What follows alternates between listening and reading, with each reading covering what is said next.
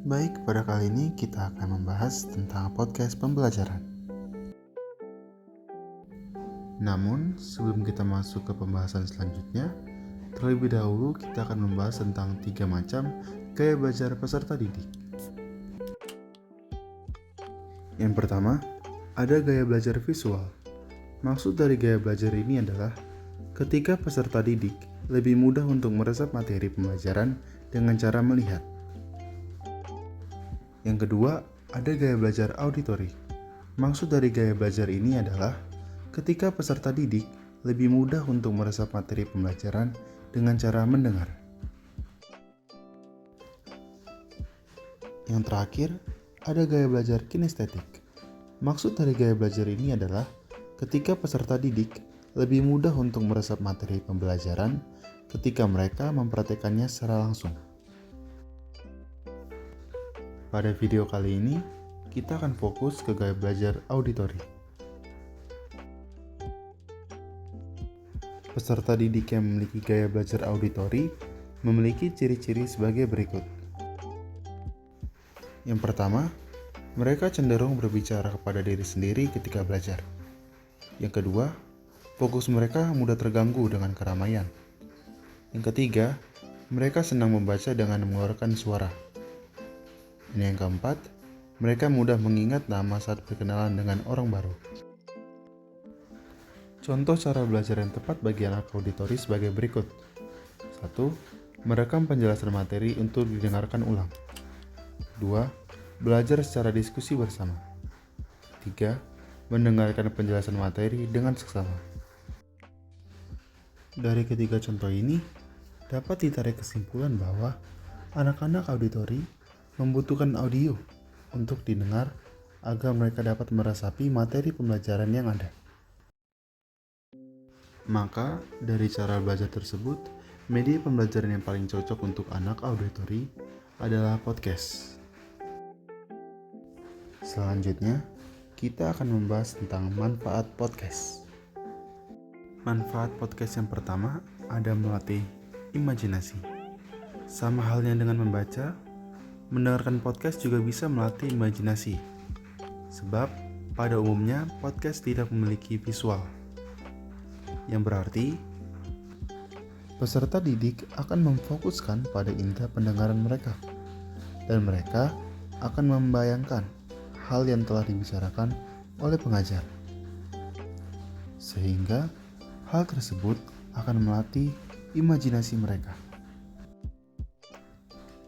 Manfaat yang kedua adalah peserta didik bisa menjadi pendengar yang baik.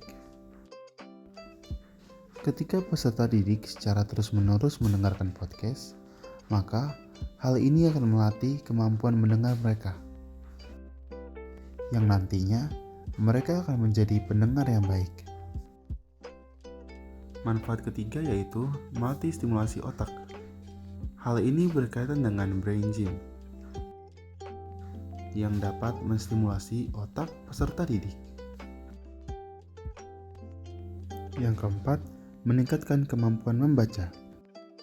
Ketika mendengarkan podcast, maka secara tidak langsung akan meningkatkan kemampuan membaca, terutama pada anak usia dini.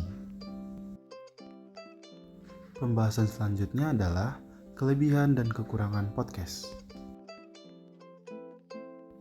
Kelebihan pertama yaitu podcast bersifat fleksibel.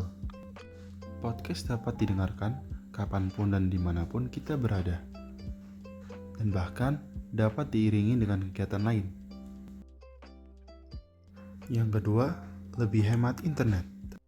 Pada umumnya, podcast berformat MP3, yang mana akan jauh lebih hemat dibandingkan dengan video-video pembelajaran lainnya. Yang ketiga, mudah digunakan. Penggunaan podcast bisa dibilang cukup mudah. Peserta didik hanya perlu memutar podcast dan mendengarkan podcast hingga selesai. Yang keempat, mudah dibuat. Pembuatan podcast cukup mudah, sehingga para pengajar tidak akan terbebani dengan membuat sebuah podcast. Kelebihan selanjutnya yaitu mudah didistribusikan dan tidak mudah rusak. Hal ini dijamin karena pada dasarnya podcast bersifat digital.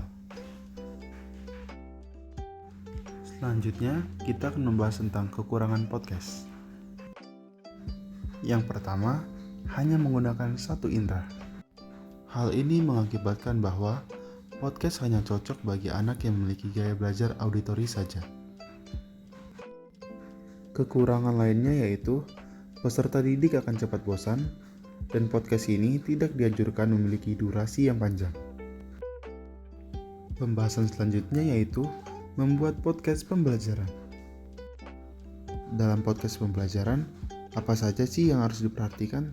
Yang pertama, tentu saja konten yang dibawa. Konten yang dibawa harus berisikan materi pembelajaran yang berasal dari sumber yang dapat dipercaya. Yang kedua, jenis podcast. Podcast memiliki dua jenis, yaitu monolog dan dialog. Dianjurkan untuk memilih podcast dialog, agar podcast tidak terlalu monoton. Ketiga, naskah yang baik. Naskah yang baik akan sangat berpengaruh pada proses perekaman podcast. Jadi, diharapkan naskah ditulis dengan baik dan teliti. Yang keempat, intonasi, artikulasi, dan volume. Ketiga hal tersebut sangat berpengaruh pada antusias peserta didik.